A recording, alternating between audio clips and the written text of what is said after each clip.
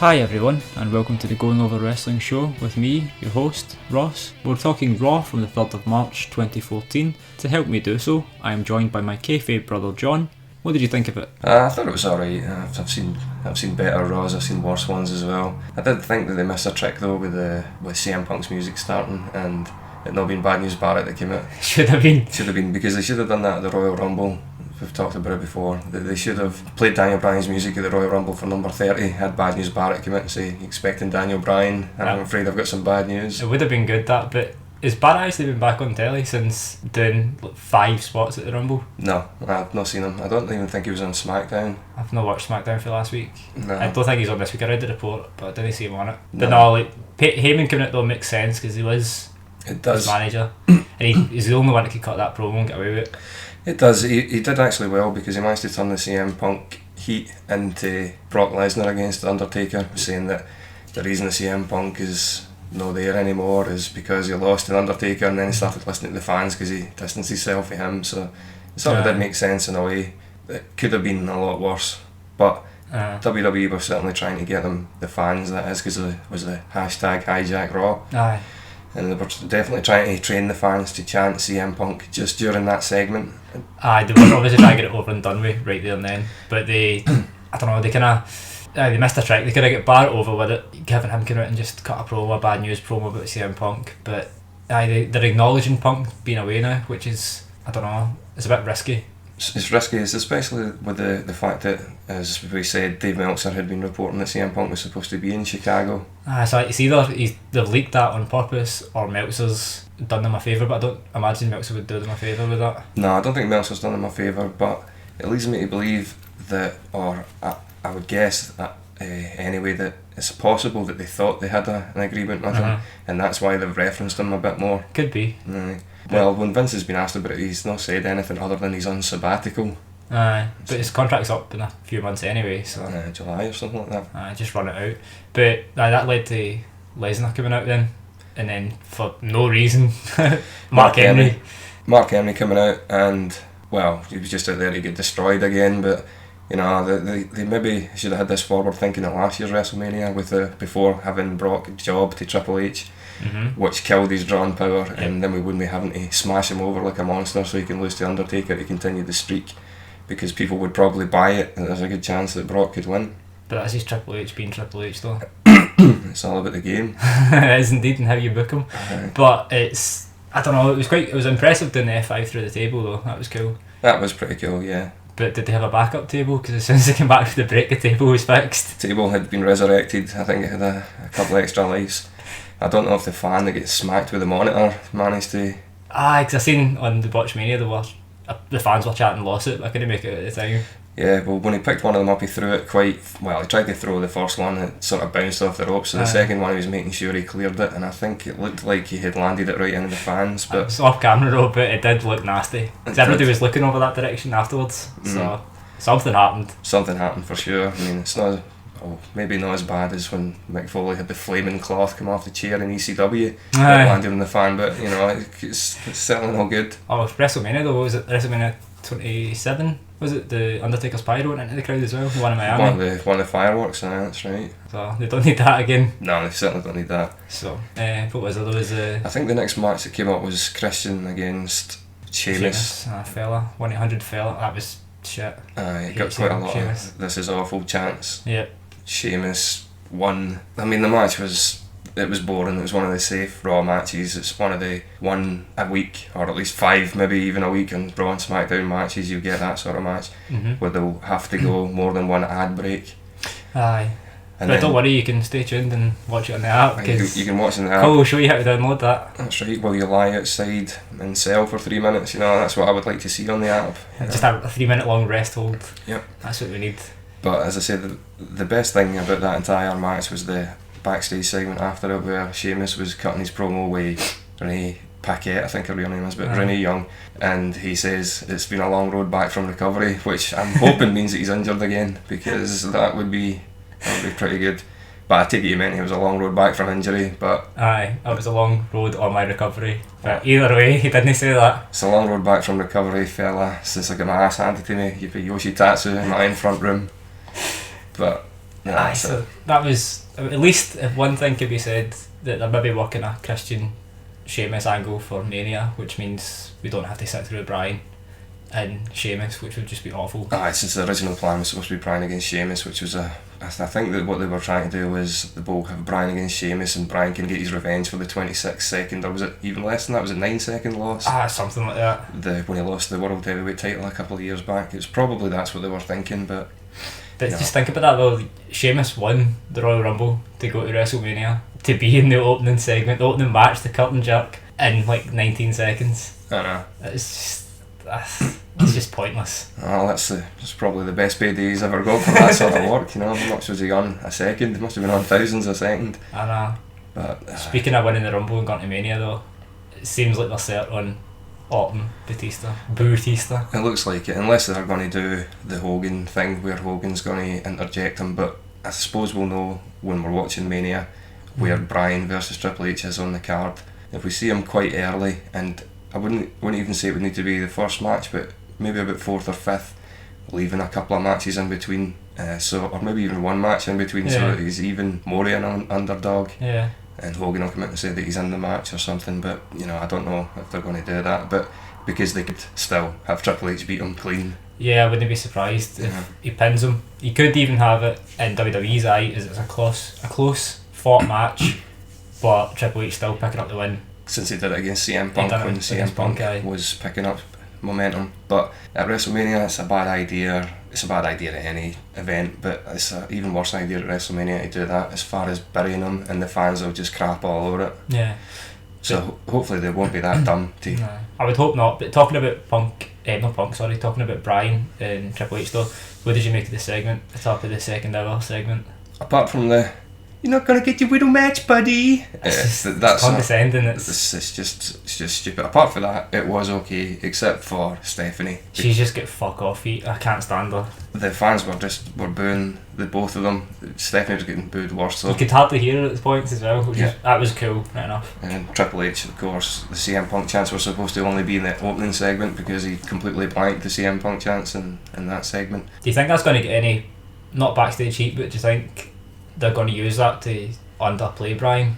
Because they weren't chanting for Bryan through that whole segment, they were chanting CM Punk when it went quiet. It wouldn't surprise me, but we'll see if next week it's back to normal. And they were in Chicago, so they've got to have that concession. But it wouldn't surprise me to see Chicago not getting a show for a while.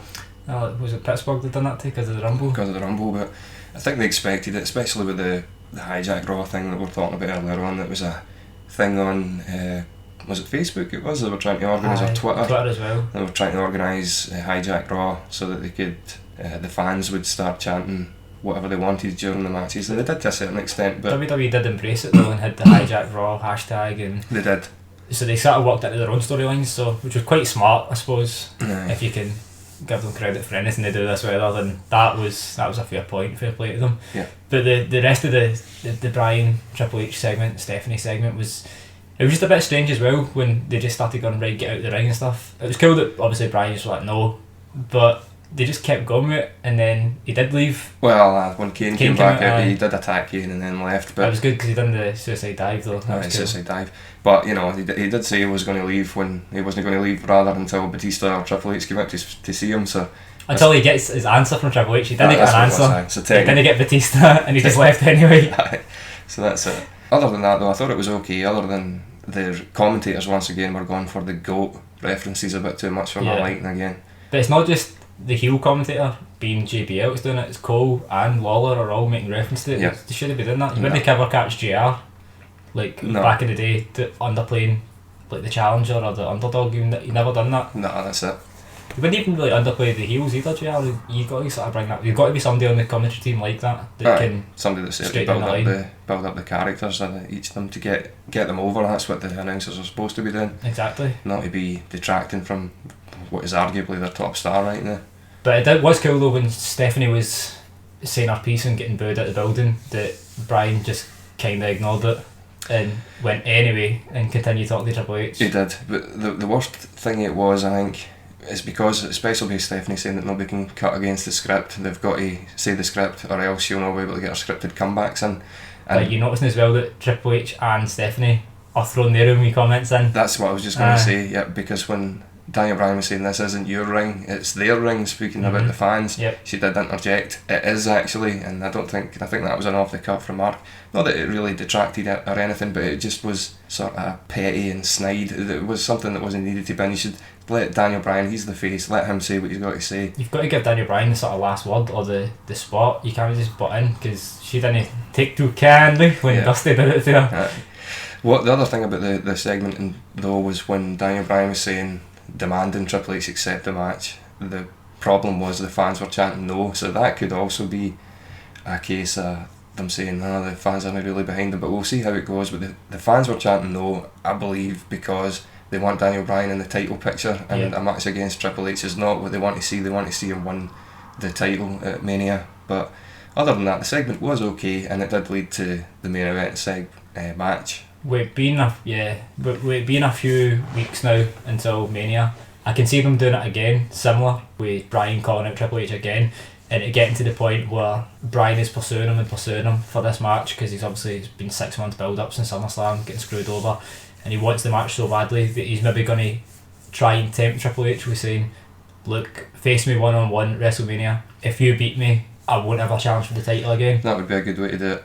But if I beat you, I get a title match whenever I want. And then he interjects himself. Like a one-man Money in the Bank. Yep. But that's what I want to see. But if they do that and he pins Triple H, say they're the first on the card, like you're saying, top of the second hour, 2.5 hours into it, the second last match, whatever. If he wins and gets his title shot, do you think it should be a sort of Money in the Bank cash in, or do you think he should be in the match from the start?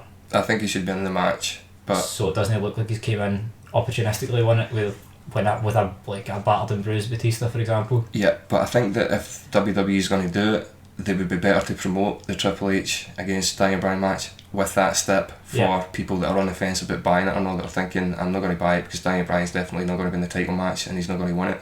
Rather than it be a surprise, it would probably be a better idea to get that step at least mentioned anyway, so that people think about it. But if they don't, then it doesn't mean that they're not going to do it, but it would probably be better if they did. For the people though in America, they've already bought the network. That's true.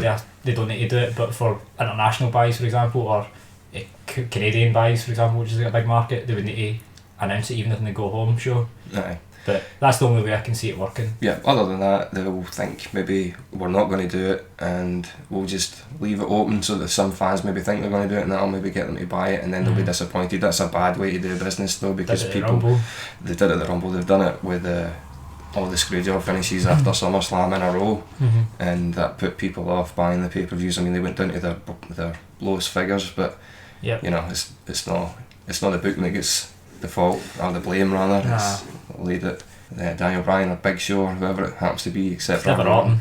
Except for the anti-heat magnet Randy Orton. He's so over, that guy. He is. But they did that. Kane finally comes out.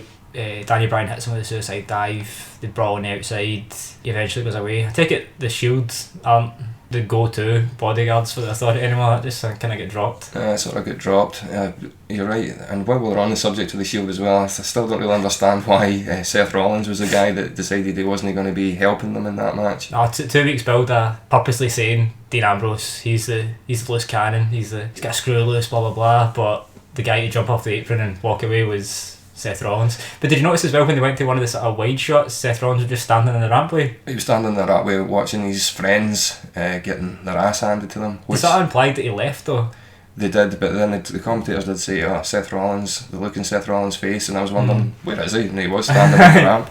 I only noticed it on one of the wide shots. Nah, that's it. I know that they said that his teammates were attacking the Wyatts when he tried to make a tag a couple of times, but it's still... they did. Wasn't he as obvious as it could have been? No, it didn't make sense as much as it should have. It should have been Ambrose that the same thing happened to. Walked away. I could just keep on it, same guy. But the thing with Rollins as well, he going for the tag and nobody was there, they should have dropped off right as he went to it, but being distracted doing it, it would have caused more of a spot for that to happen, as opposed to them already being away. I know. Just made Rollins look a bit of an idiot, got to the corner when you can clearly see there's nobody there. And then even looking like a bigger idiot when he's standing halfway up the ramp watching his teammates get beat. If you're going to leave, don't be spot 4 paces up the ramp. I know, at least Dean Ambrose get lost at the concession stand or whatever it was during the event. He must have been in touch with Big Japan Wrestling and now to do a backstage segment. I don't know.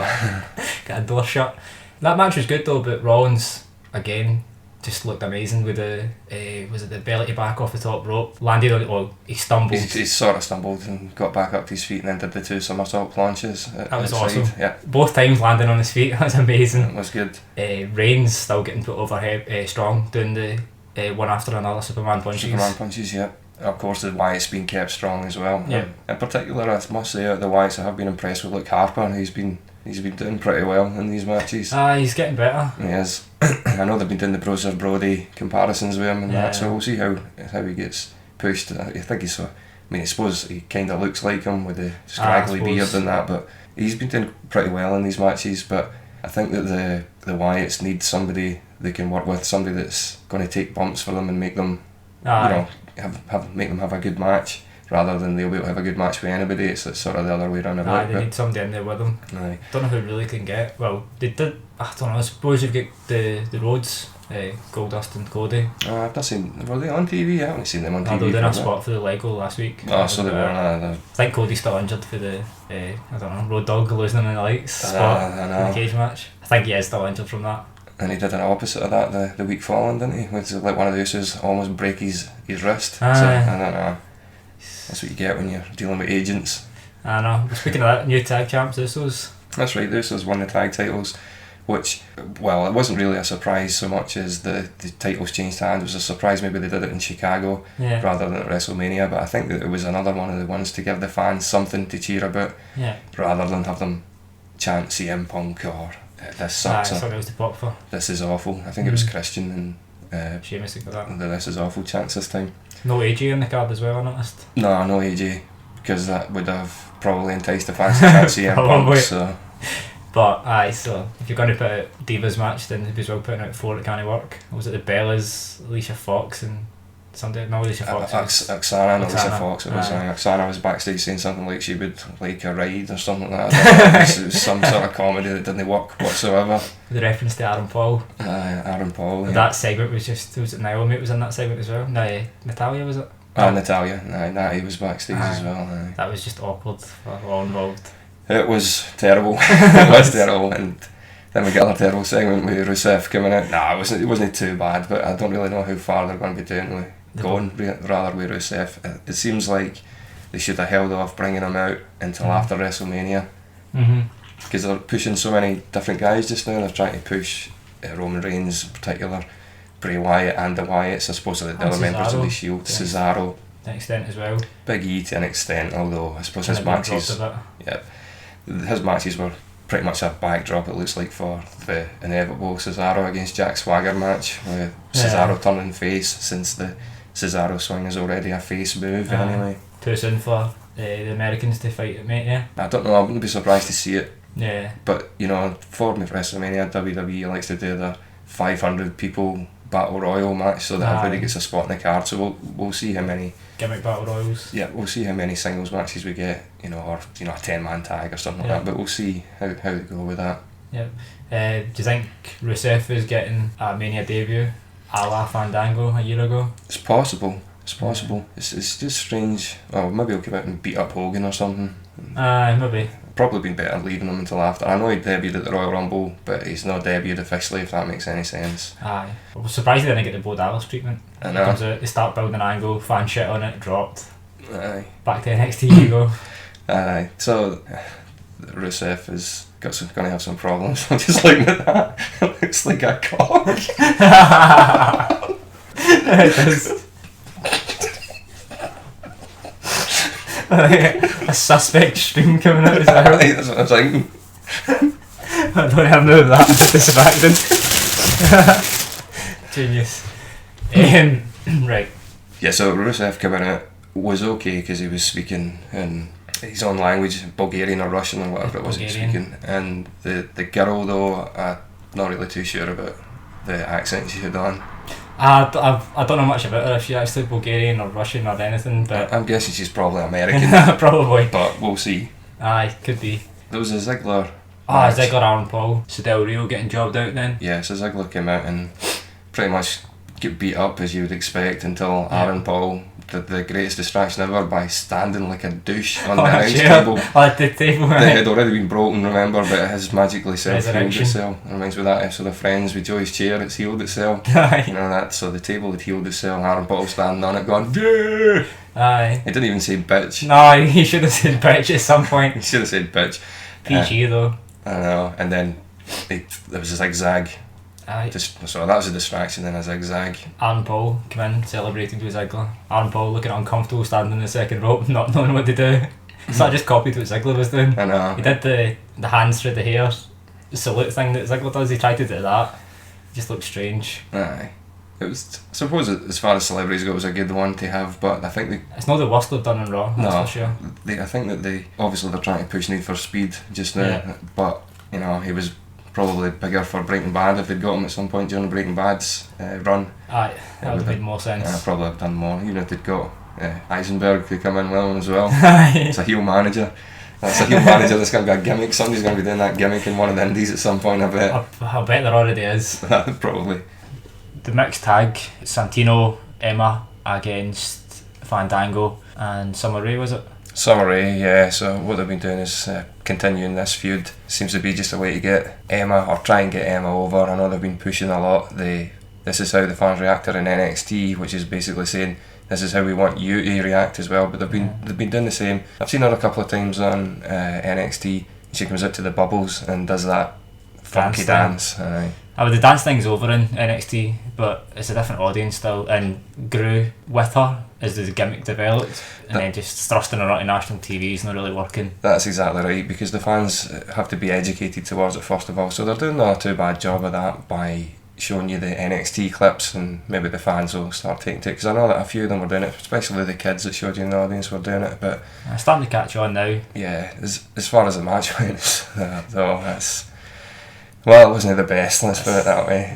Less said the better. Especially where they kept high-fiving each other and it was counting as tags, and they were doing the mixed tag, so it was Santino had to get out and Fandango had to get in and all that sort of stuff, and it seemed to drag. I suppose it was put there to get some CM Punk chance, to be honest, but Cena came out, he deliberately tried to get, well, he didn't try, he actually did in fact get some CM Punk chance going by talking about a battle he'd had in the arena a couple of years back. Yeah, with a certain someone, he said. With a certain someone, yeah. References to Money in the Bank then? Yep, back in Chicago. CM Punk before he did his leaving gimmick, I think it was. Wasn't it? Yeah. Is that not a gimmick that they stole for AJ Styles, or is that the other way around a bit? I think that might be the other way around a bit. Okay. Speaking of stealing gimmicks, Bray Wyatt came on the screen and started cutting one of his usual promos, and I have been watching TNA lately, so the Willow promos are seeming quite similar, you know. You reckon that's another homage to a WWE angle or storyline? The thing is though that the person that's playing Willow, his accent is completely different from anything I've ever heard, so I've got no idea that it's Jeff Hardy.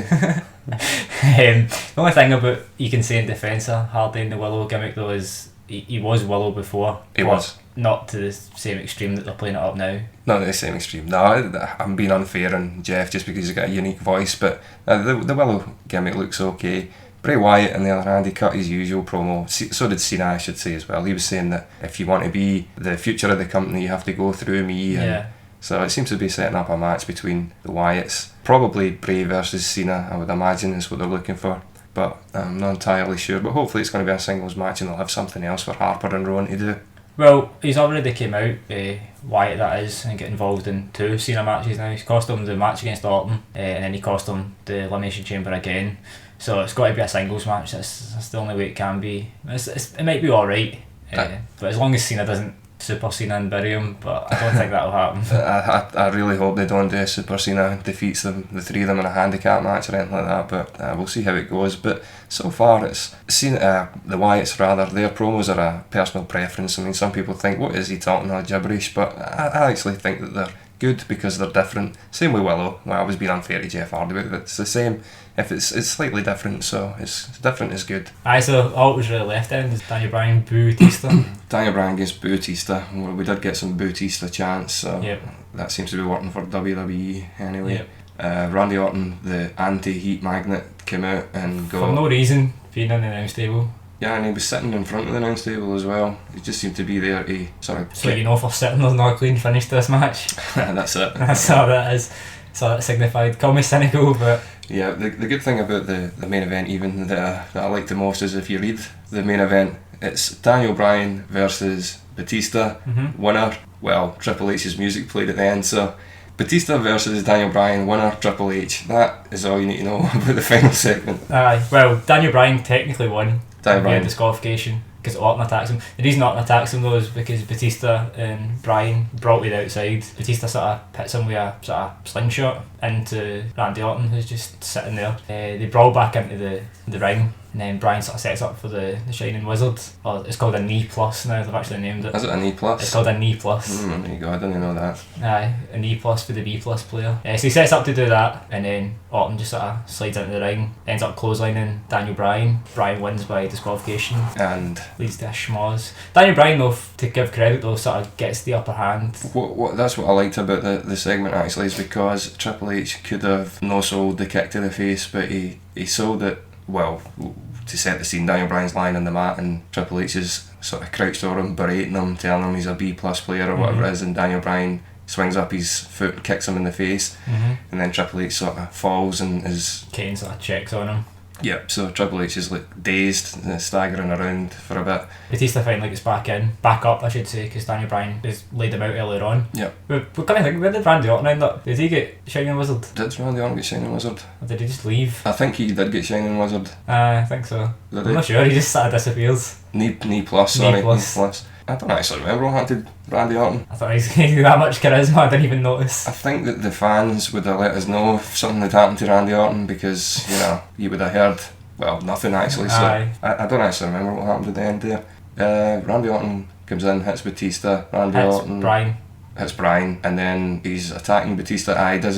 He gets knee plussed. When he turns back for Batista, and then that's him done. He doesn't get back in the ring. Your champion does not get back in the ring for this final segment. No, he doesn't get back in the ring. He did even for a match, funnily enough. No, that's way to put over your face in the company. Bryan hits the kick to Triple H, like you're saying. Kane sort of checks on Triple H. While he's doing that, Bryan gets up, getting Batista bombed, and then pedigreed. And then straight up into the pedigree, and there's sort of three of them. So the three of them being Triple H, Kane, and Stephanie's there as well. Yeah. And Stephanie keeps trying to do the yes chant. That's right, she's doing the yes. She does it an awkward amount of times though. She does it and then the camera cuts away and then she does it again. I know, that's because I don't think the fans were reacting like they were wanting them. They were just booing rather than chanting no or whatever it was that they were probably wanting there. But as far as it went, it was okay, because it does point towards them having their match at WrestleMania. On the after show, what do they call it? The after game or the post show? I don't know. Whatever it's called on the network. They did a backstage interview with Stephanie, and they said, does Triple H hitting the pedigree on Daniel Bryan, is that his way of accepting the challenge? To which she says no, it's not. No, so they're going to keep building it. Keep building it. I suppose the thing about it as well is that if Daniel Bryan keeps getting laid out week after week, it means he's going to win at WrestleMania, but how weak are they going to make him by doing it? I don't know. He seemed to manage to survive okay when Randy Orton was doing it week after week, but if they're going to keep it sort of even, he's got to get the upper hand a couple of times. I don't mind what happened this week. He got laid out by superior numbers after kicking Triple H in the face, and they gave Kane a bit of a beating earlier. Yep. And they had kind of had Batista back. I suppose that the way you could look at it with Randy Orton being out there is Randy Orton was kind of looking smug when he came out, which was meaning that I took it anyway, that it's meaning that he was thinking Batista was going to get beat off of Daniel Bryan, or rather he was hoping that the two of them would knock 7 lumps out each other so that he's weaker, in inverted commas, for WrestleMania. Yeah. So maybe that's what it was, but it wasn't really particularly well explained, considering nobody even knew that Randy Orton was in the building. In fact, I don't even think anybody remembered that Randy Orton was the WWE World Heavyweight Champion. He had a brief moment backstage, that was it, with Batista. Did he? Yeah. Oh, so he did. Good luck in your match, that's right. That was it. I didn't know if he was being sincere or not. Yeah, that was it. So all in all, this week's Raw, opinions? I'd give it a thumbs in the middle show. Thumbs in the middle? Slightly thumbs up. Slightly thumbs up. I thought it was okay for what it was. I actually quite enjoyed a lot of the segments. So yeah, I'll give it a thumbs up. I was going to say thumbs in the middle, but I'll give it a thumbs up. Yeah, it was decent enough. It's better than some of the Raws that they've been having of late. A couple of decent matches. I enjoyed Daniel Bryan's segments. It was a hot crowd, albeit a very pro-punk crowd. Yeah. But yeah, good crowd, good show. Yeah, give it a thumbs up compared to what they've been doing lately. Compared to some Raws in the past, yeah. So that's going to do it for this episode then. Thanks for listening, guys. We'll see you later. Bye.